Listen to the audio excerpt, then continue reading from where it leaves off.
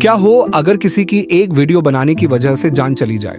कुछ ऐसा ही होता है एमी के साथ। एमी की लाइफ का बहुत अच्छा दिन चल रहा था, पर उसको क्या पता था कि आने वाले 5 मिनट में उसकी पूरी जिंदगी तब्दील होने वाली थी। वो एक ऐसी जगह फंसने वाली थी कि जहां उसको बचाने वाला कोई भी नहीं होगा और उसे चारों तरफ अंधेरा दिखाई देगा। ये स्टोरी है एमी मिरिया की। ये ऐसी जगह जाकर फंसी थी जहां कोई भी फंसना नहीं चाहेगा। एमी को एडवेंचर करना और नई नई चीजें ट्राई करना बहुत ज्यादा पसंद था, तो इसीलिए उसने अपने फ्रेंड अलेसेंड्रो को कॉल की, जो कि एक डाइवर एक्सपर्ट और ट्रेनर भी था। एमी ने उससे कहा कि वो भी उससे डाइविंग सीखना चाहती है, तो दोनों साइकॉन की एक बहुत बड़ी केव सेलेक्ट कर लेते हैं जो कि मेक्सिको में है, और इसी चीज के लिए एमी की ट्रेनिंग शुरू हो जाती है। पूरी ट्रेनिंग होने के बाद दोनों इस जगह चल पड़ते हैं और एमी अपने फ्रेंड को माना लेती है कि वो ही लीड करेगी इस केव में जाने के लिए, क्योंकि वो चाहती थी कि उसका फ्रेंड उसको रिकॉर्ड करे, और ये ही एमी की सबसे बड़ी गलती होने वाली थी। वैसे तो उसका फ्रेंड उसको मना लेता है कि हम दोनों 40 फीट से नीचे नहीं जाएंगे, और वो सीधा सीधा जाकर इस केव के एडवेंचर को पूरा कर लेंगे। उसे पता था कि एमी की ये स्टोरी पूरी दुनिया को हिलाकर रख देने वाली है। Mexican investigators report that Amy became lost and endured darkness. Authorities are developing new guidelines for grants note as we speak. 26 नवंबर 2016 के दिन 11:26 पे वो लोग डाइविंग शुरू कर देते हैं, और जैसा उन्होंने डिसाइड करा था कि एमी ही इस डाइव को लीड करेगी, वैसा ही होता है। वो 25 मिनट स्विमिंग करते हैं, एडवेंचर करते हैं और नई नई चीजें नीचे देखते हैं। इसी के बाद एमी का दोस्त उसे एक लाइट दिखाता है जो कि नेचुरल लाइट होती है किसी केव की, और ये चीज उनके लिए खुशी वाली भी थी क्योंकि उनका एक माइलस्टोन पूरा होने वाला था। वो डाइवर पहले तो एयर प्रेशर चेक करता है और फिर बाद में ये चीज चेक करता है कि वो 40 फीट से नीचे न जाए। ये सब चेक करने के बाद वो डाइवर एमी को ग्रीन सिग्नल दे देता है कि वो अब नीचे जाने के लिए तैयार है। लेकिन एमी को क्या पता था कि यही ग्रीन सिग्नल उसकी लाइफ में बड़ा सा रेड स्टॉप साइन लाने वाला था। वो दोनों आगे बढ़ते हैं और उन्हें दिखते हैं 2 नए रास्ते। एक वो रास्ता जो पहले भी टूरिस्ट यूज करते थे, और एक वो रास्ता जिसको सभी अवॉइड करते थे। लेकिन एमी बिना डरे उसी रास्ते जाना शुरू कर देती है। आगे जाकर वो लोग ऐसी चीज देखते हैं जिसे देख के वो भी पागल से हो जाते हैं। वहां पर था नेचर का एक ऐसा नजारा जो उन्होंने पहले कभी नहीं देखा था, और इस एडवेंचर पर एमी इसी मौके को रिकॉर्ड करना चाहती थी। तो उसका दोस्त वही करता है, पर जिन लाइट्स के साथ वो दोनों आसपास देख रहे थे उन्हें ऑफ करना पड़ता है, क्योंकि वो चाहते थे कि उनकी फोटोज और वीडियोस में नेचुरल लाइट ही आए। रिकॉर्ड करी गई वीडियोस एमी को बहुत ज्यादा पसंद आती हैं और वो खुश हो जाती है। ऐसे ही वो दोनों आगे बढ़ना शुरू कर देते हैं, और जो लाइट्स एंड्रयू ने बंद की थी वो उन्हें ऑन करना भूल जाता है, पर वो फिर भी स्विम करना चालू रखते हैं। आगे जाकर एमी को 2 रास्ते दिखाई देते हैं। ये दोनों रास्ते ही केव्स की तरफ जाते हुए दिखाई दे रहे थे। एमी का पहले कोई भी एक्सपीरियंस नहीं था, तो उसे नहीं पता था कि किस तरफ जाना है।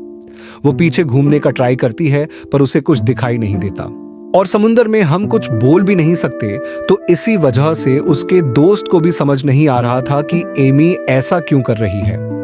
अगर उसे पता होता तो वो आगे बढ़ता और उसे रास्ता बताता, पर एमी राइट जाने की बजाय लेफ्ट चूज करती है।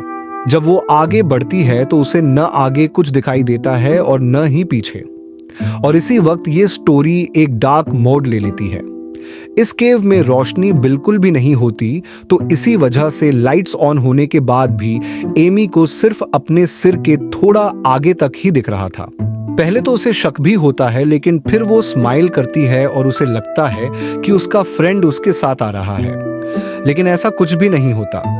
एमी अपनी लाइट को ऑन ऑफ करती है और कोशिश करती है कि किसी तरह उसका दोस्त उसे देख ले, लेकिन काफी देर आसपास स्विमिंग करने के बाद भी उसका दोस्त उसे नहीं मिलता। उसने ये क्या कर लिया, ऐसा सोच सोच कर वो परेशान होना शुरू हो गई थी। और दूसरी तरफ एंड्रू भी कैमरा बंद करके जब अपनी लाइट्स ऑन करता है तो उसे पता चलता है कि एमी उसके पास नहीं है।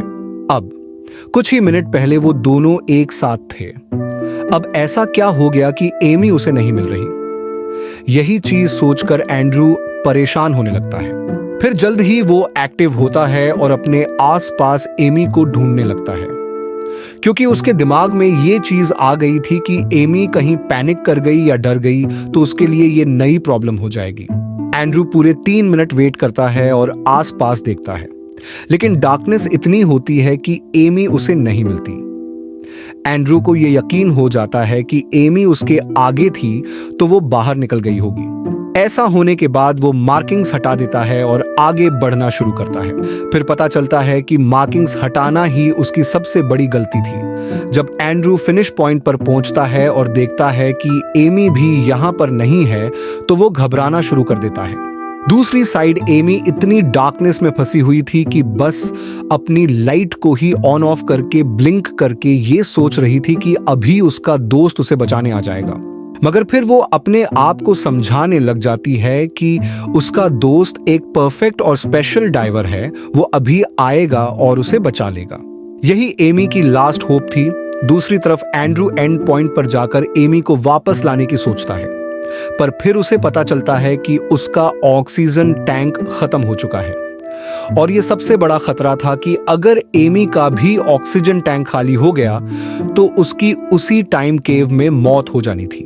तो नया टैंक ढूंढने के लिए वो वहां से दूर जाता है और 1-2 घंटे के बाद फिर वही केव में वापस आता है। तब उसके दिमाग में ये चीज चल रही होती है कि वो खुद अकेला एमी को बचा लेगा। और अब तक पूरे 2.5 घंटे बीत चुके थे और एंड्रयू के एक्सपीरियंस के हिसाब से इतने टाइम में ऑक्सीजन टैंक खत्म हो जाता है। पर फिर भी एंड्रू बिना कुछ नेगेटिव सोचे बिना आगे बढ़ता है और एमी को ढूंढने लग जाता है, क्योंकि एंड्रू को होप होता है कि उसकी फ्रेंड इतनी जल्दी हार नहीं मान सकती। और पूरे 15 मिनट स्विम करने के बाद एंड्रू को कुछ फ्लोट करता हुआ दिखाई देता है। जी हाँ, ये एमी की ही बॉडी है, जिसके बारे में उसके दोस्त को पास जाकर पता लगता है। एक चीज देखकर तो वो पागल ही हो जाता है कि एयर वाली पाइप एमी के मुंह में नहीं है, वो बाहर पानी में लटकी हुई दिखाई दे रही थी। यही वो टाइम था जब एंड्रू ये सोच रहा था कि एमी को वो अभी भी बचा सकता है, लेकिन ऐसा कुछ भी नहीं हुआ। वो बहुत ट्राई करता है, अपना पाइप भी उसके मुंह में डालता है और बहुत सारे तरीकों से एमी को सपोर्ट करता है कि किसी न किसी तरह उसको सांस मिले और वो बच जाए, लेकिन तब तक बहुत देर हो चुकी थी। फिर पूरे 15 मिनट स्विम करने के बाद वो एमी को ऊपर ले आता है।